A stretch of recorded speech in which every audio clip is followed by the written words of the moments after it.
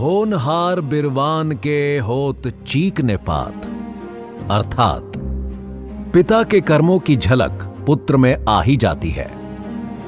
आज हम बात करने जा रहे हैं छत्रपति शिवाजी के पुत्र छत्रपति संभाजी राजे भोसले के बारे में। तारीख 14 मई 1657। छत्रपति शिवाजी अपनी सेना के साथ एक युद्ध से लौट रहे थे। अपने दुर्ग से कुछ मील पहले एक गुप्तचर आया। छत्रपति, मैं आपके लिए शुभ समाचार लाया हूं। बताइए, ऐसा क्या समाचार है जिसके लिए आप कुछ समय प्रतीक्षा नहीं कर पाए? राजे, मैं समाचार ही ऐसा लाया हूं जिसे सुनकर आप भी फूले नहीं समाएंगे। तो फिर बता दीजिए, ऐसी कौन सी बात है? राजे, रानी ने एक पुत्र को जन्म दिया है। यह सुनते ही सारी सेना खुश होकर चिल्लाने लगती है। बधाई हो राजे, बधाई हो, बधाई हो राजे, बधाई, बधाई हो राजे, बधाई। और सब लोग एक स्वर में चिल्लाते हैं, हर हर महादेव। किले में पहुंचकर शिवाजी अपनी माता जीजाबाई के चरण स्पर्श करते हैं और बताते हैं, मां, हमने ये युद्ध भी जीत लिया और दुश्मन को उल्टे पांव खदेड़ दिया। मुझे तुम पर पूरा विश्वास था राजे, तुम युद्ध जीतकर ही आओगे। आओ बैठो। आज एक खुशखबरी आपके लिए मेरे पास भी है। राजे, आपको पुत्र प्राप्ति हुई है। जी माता, यह आपका आशीर्वाद और महादेव की कृपा से हुआ है। जाओ, अपने पुत्र को देख लो। जी माता, जैसी आज्ञा। उस सूरज की तरह चमकदार तेज रखने वाले पुत्र का नाम रखा गया संभाजी राजे भोसले। संभाजी मात्र 2 वर्ष के ही थे, तभी उनकी माता का देहांत हो गया और उनका ध्यान उनकी दादी जीजाबाई रखने लगी। 4 वर्ष की आयु में संभाजी अपनी दादी से हठ करते हैं। अम्मा, मुझे तलवार चाहिए और धनुष भी। मैं पिताजी की तरह युद्ध करूंगा। अभी तो तुम बहुत छोटे हो राजे, अभी तुम शस्त्रों से नहीं अपने खिलौनों से खेलो। नहीं अम्मा, मुझे तो तलवार ही चाहिए। मैं भी जाऊंगा शत्रु से लड़ने। राजे, पिताजी तो बड़े हैं ना, वो घोड़े पर भी बैठ लेते हैं। तुम तो अभी छोटे हो, घोड़े पर भी नहीं बैठ पाओगे।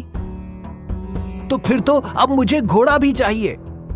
तुम भी बिल्कुल अपने पिता की तरह हट करते हो।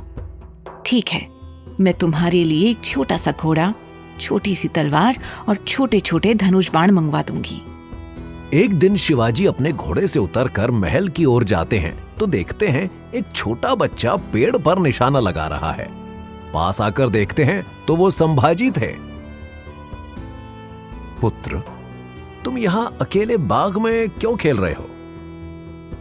पिताजी, मुझे भी आपकी तरह युद्ध करना है, इसलिए धनुष चलाना सीख रहा हूं। पुत्र, शस्त्र और शास्त्र बिना गुरु के नहीं सीखे जा सकते हैं। तो पिताजी, आप ही मेरे गुरु बन जाइए और मुझे शस्त्र और शास्त्र दोनों सिखा दीजिए। नहीं, मैं तुम्हें नहीं सिखा सकता पुत्र, क्योंकि मेरे पास समय नहीं है। लेकिन तुम्हारे लिए एक गुरु नियुक्त कर दूंगा।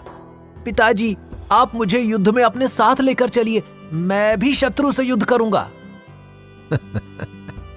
अभी तुम बहुत छोटे हो पुत्र। परंतु मैं तलवार भी चला सकता हूं और धनुष भी। अम्मा ने मेरे लिए छोटा घोड़ा भी ला दिया है। मैं घोड़े पर सवार होकर आपके साथ चलूंगा युद्ध करने। अवश्य चलना पुत्र। जब तुम्हारे हाथों में और बल आ जाएगा तब चलना तुम मेरे साथ। शिवाजी अपनी माता जीजाबाई के पास जाकर संभाजी के बारे में विचार करते हैं।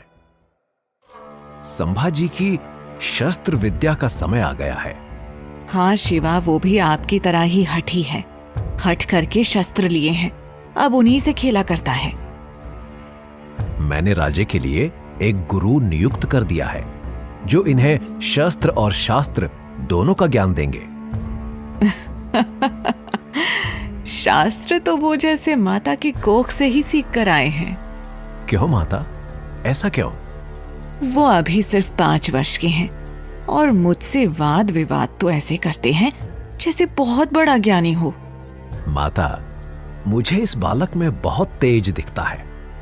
ये हमारे बाद स्वराज को आगे ले जाएगा। अपने पिता का ही प्रतिरूप है।